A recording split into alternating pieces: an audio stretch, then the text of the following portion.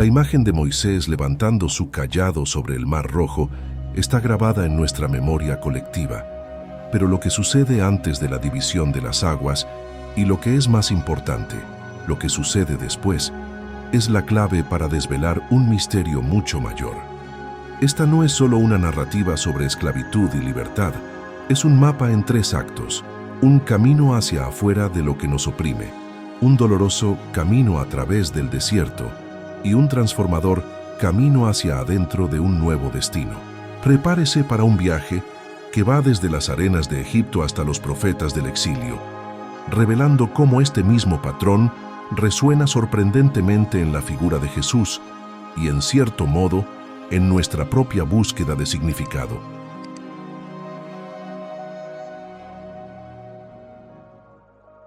Imagine la mayor salida de escena de la historia antigua. 600.000 hombres, sin contar mujeres y niños, dejando atrás 400 años de servidumbre bajo el sol implacable de Egipto. Esta imagen épica, sin embargo, es solo la cubierta de un libro cuyos capítulos internos siguen una minuciosa arquitectura divina. Los estudiosos de las Escrituras, como el teólogo británico Tom Wright, observan que la narrativa no se resume a un simple antes y después, sino que se desarrolla en 3 movimientos distintos e interconectados. Es una sinfonía en 3 actos, donde cada nota es esencial para la armonía final, un ritmo que va mucho más allá de una simple huida. Este ritmo se compone de un camino hacia afuera de la tierra de la esclavitud, un doloroso camino a través de la vasta extensión desconocida del desierto y finalmente un camino hacia adentro del destino prometido. Cada etapa representa una transición crucial, de la liberación inicial a la prueba transformadora y finalmente a la realización del propósito. Este no es un guión lineal, sino un patrón cíclico, un molde que el pueblo de Israel llevaría en su alma de allí en adelante. La jornada apenas estaba comenzando y su eco reverberaría por milenios. El río Nilo, que alguna vez fue fuente de vida, se convirtió en un río de sangre y muerte con la primera plaga, inaugurando un conflicto cósmico entre el poder humano y la voluntad divina. Cada plaga subsiguiente, desde las ranas hasta las langostas, no fue un castigo aleatorio, sino un golpe preciso contra los dioses de Egipto, desmantelando uno a uno los pilares de aquella civilización. El faraón, considerado una divinidad encarnada, veía su poder marchitarse ante el dios de los esclavos, en un enfrentamiento que trascendía la política para entrar en el reino de la guerra espiritual. El clímax de esta lucha llegó con la Pascua, cuando el ángel de la muerte perdonó los hogares marcados con la sangre del Cordero, forzando la mano del opresor. La liberación, sin embargo, se mostró inmediata solo en la teoría, pues la geografía aún jugaría una última mala pasada. Al huir, los israelitas se vieron acorralados entre las montañas, el desierto y el colosal ejército egipcio, con las aguas del Mar Rojo rugiendo frente a ellos. Aquella masa líquida representaba el abismo final, el retorno al caos primordial, una barrera infranqueable entre la esclavitud y la libertad. Fue entonces cuando sucedió lo imposible.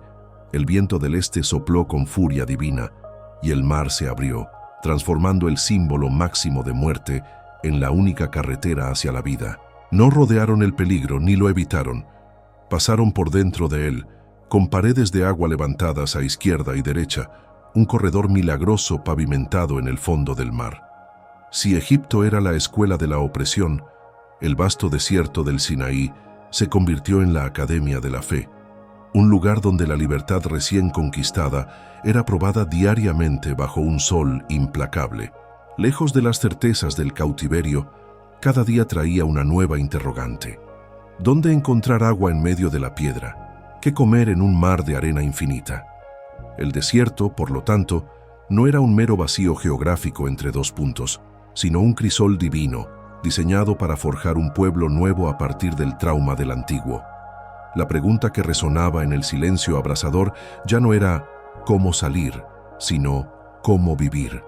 La provisión milagrosa era, en realidad, la lección principal, pues el maná no caía del cielo como una provisión mensual, sino como un regalo diario, obligándolos a confiar en que el mismo Dios que abrió el mar también garantizaría el pan de mañana. El agua que brotaba de la roca, golpeada por Moisés, simbolizaba la vida brotando de lo imposible, saciando una sed que era más espiritual que física. Y en la cima del monte Sinaí, las tablas de la ley ofrecían una estructura moral para reemplazar los grilletes de hierro que cargaron por generaciones. La jornada a través del desierto era, así, una transformación lenta y metódica, esculpiendo la identidad de una nación que aprendía a caminar con su Dios, un paso a la vez. Tras 40 años de peregrinación, una nueva generación contempló, finalmente, el valle del Jordán serpenteando ante sus ojos. Desde lo alto del monte Nebo, Moisés vislumbró aquel mosaico de verdes vibrantes y colinas fértiles, una tierra que emanaba la concreción de una promesa milenaria. Más que un simple territorio, Canaán representaba el lugar del descanso divino, el espacio sagrado donde la alianza con Abraham encontraría su suelo para florecer. Era la invitación a una existencia enteramente nueva, lejos de la identidad nómada del desierto. La promesa no era solo de posesión, sino de propósito. Sin embargo, la entrada en esta nueva realidad exigía más que observación pasiva. Exigía coraje para cruzar el Jordán en época de crecida y disposición para enfrentar a los gigantes que habitaban aquellas ciudades fortificadas.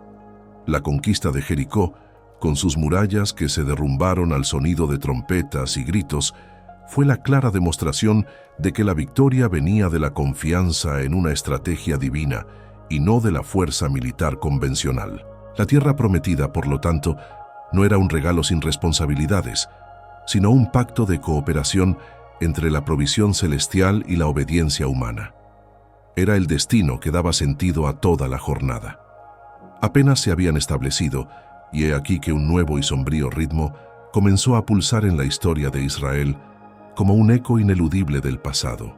El libro de Jueces narra esta extraña melodía con una frase circular y obsesiva. El pueblo de Israel volvió a hacer lo que era malo a los ojos del Señor.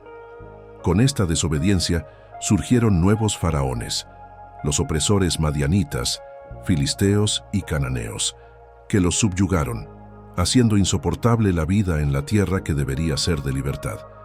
La esclavitud, entonces, ya no era una memoria distante de Egipto, sino una realidad cíclica y autoinfligida. Y en cada uno de esos momentos de angustia, un nuevo Moisés se levantaba, no del palacio egipcio, sino a menudo de las filas más simples del pueblo. Líderes como Débora, Gedeón y Sansón eran los libertadores ungidos, los jueces que abrían un nuevo camino hacia afuera de la opresión inmediata. Sus victorias, sin embargo, rara vez llevaban a una paz duradera, sino a un nuevo periodo de prueba y test de fidelidad en el desierto de la vida en la tierra. Este era el patrón del éxodo a escala compacta, revelando que la verdadera batalla no era por la tierra, sino por el corazón. La corona, que alguna vez fue símbolo de unidad bajo Dios, se convirtió en un peso de opresión en manos de reyes como Acab y Manasés. Estos monarcas, seducidos por otros dioses y por su propia ambición, levantaron sistemas de explotación que hacían gemir al pueblo bajo yugos de madera y hierro, haciendo eco siniestramente de los ladrillos de Egipto. El faraón ya no era una amenaza externa, sino que habitaba los palacios de Jerusalén, corrompiendo la alianza desde dentro. La tierra de la promesa, paradójicamente, se había convertido nuevamente en un cautiverio, solo que esta vez la esclavitud tenía acento israelita. Entonces el juicio llegó no a través de plagas, sino por las botas de hierro del imperio babilónico. Nabucodonosor, el nuevo soberano del caos, cercó Jerusalén hasta que sus muros se derrumbaron y el templo de Salomón fue reducido a cenizas. La visión final fue la más cruel de todas. Los sobrevivientes, encadenados, siendo arrastrados en una marcha forzada lejos de la tierra que definía su identidad. El camino hacia adentro fue revertido brutalmente. Ahora, el pueblo de Dios marchaba en un nuevo y doloroso camino hacia afuera, en dirección a un exilio que parecía el fin de toda esperanza. En el silencio opresor del cautiverio, donde las canciones de Sión se callaron, la voz de los profetas se alzó no con lamento, sino con una sinfonía de esperanza radical. Hombres como Isaías, que habían previsto el juicio, ahora vislumbraban con claridad profética el patrón divino reconfigurándose en una escala cósmica. Anunciaron que ese mismo Dios que una vez había abierto un camino en el Mar Rojo, preparaba ahora una carretera en el desierto, un atajo divino a través del caos. «He aquí que yo hago cosa nueva», declaró el Señor, prometiendo una liberación que haría que el primer éxodo pareciera una simple sombra. Esta nueva liberación, sin embargo, sería más profunda y abarcadora. No se trataría solo de salir de Babilonia, sino de un corazón nuevo y un espíritu nuevo, una cura para la propia esclavitud interior que había llevado al pueblo al exilio. El profeta Ezequiel vislumbró un valle de huesos secos revestidos de carne y vida por el soplo de Dios, una metáfora poderosa para la resurrección nacional que estaba por venir. Ellos pronunciaron un nuevo camino hacia afuera, que sería también una purificación, y un nuevo camino hacia adentro, que establecería un reino de paz eterna. La promesa de un libertador definitivo, un nuevo Moisés, comenzó a flotar en el aire, alimentando la esperanza por generaciones. Cuando Juan el Bautista apareció en las orillas del Jordán, sus vestiduras de pelo y su mensaje cortante resonaban con los profetas del antiguo Éxodo, sacudiendo la conciencia de un pueblo que aún se sentía cautivo bajo el águila romana. Muchos susurraban que él podría ser el libertador prometido, pero Juan señaló a otro: «He aquí el Cordero de Dios que quita el pecado del mundo». En Jesús de Nazaret, el patrón ancestral encontró su expresión máxima y más inesperada. Él no vino a confrontar a un faraón de carne y hueso, sino a un tirano mucho más profundo e insidioso. La esclavitud que él vino a romper no era meramente política o social, sino la propia condición humana caída, el pecado que, como un señor de mentira, corrompe nuestros deseos más profundos y nos separa de Dios. Los demonios que él expulsaba, las enfermedades que curaba y los perdones que ofrecía eran señales visibles de esta batalla contra el verdadero opresor. Su misión era conducir un nuevo y definitivo camino hacia afuera, no de Egipto, sino de la propia muerte espiritual que acecha a la humanidad desde la caída. El enemigo final, ahora nombrado, estaba a punto de ser enfrentado. El clímax del ministerio de Jesús no fue un triunfo político, sino una rendición voluntaria a las tinieblas. En el huerto de Getsemaní, sudando sangre, él enfrentó el verdadero mar rojo de la humanidad, la muerte en su plenitud, no solo física, sino la separación total de Dios. La cruz no fue un accidente de recorrido, sino el portal intencional a través del cual el libertador se sumergiría en el abismo para rescatar a los cautivos. Cada clavo, cada espina, era un golpe contra el dominio del faraón espiritual, desarmando su poder mediante el sacrificio supremo. Entonces, al tercer día, sucedió lo imposible. La tumba sellada no pudo contener a aquel que es la propia vida, y la resurrección irrumpió como un nuevo éxodo, abriendo una grieta cósmica en la historia. Así como las aguas del mar se abrieron para dar paso a la vida, la muerte fue atravesada y vencida desde dentro. Los primeros discípulos captaron inmediatamente el paralelo. El bautismo en las aguas se convirtió en el símbolo visceral de entrar en este camino abierto por Jesús, muriendo con él para la esclavitud y resucitando para una libertad radical. El mismo espíritu que se cernió sobre las aguas del caos al principio fue ahora derramado sobre aquella pequeña comunidad, guiándolos en su propio camino a través del mundo. Este periodo entre la resurrección de Jesús y la consumación de todas las cosas es el desierto de la Iglesia, una jornada donde la fe es refinada por la prueba y la esperanza es alimentada por la presencia invisible de Cristo. Así como Israel dependía del maná diario, los creyentes aprenden a vivir del pan que descendió del cielo, sostenidos por una gracia que se renueva con cada amanecer. El desierto, con todas sus tentaciones y sombras, se convierte en el lugar donde se aprende a escuchar su voz. Y el destino final de esta peregrinación no es una simple nación territorial, sino una tierra prometida cósmica, los nuevos cielos y la nueva tierra profetizados por Isaías y revelados a Juan. Es el camino hacia adentro definitivo, donde la propia creación será liberada de la corrupción y Dios enjugará toda lágrima de los ojos de su pueblo. En este lugar, la alegría será el aire que se respira y la comunión con el Padre, la luz que baña todas las cosas.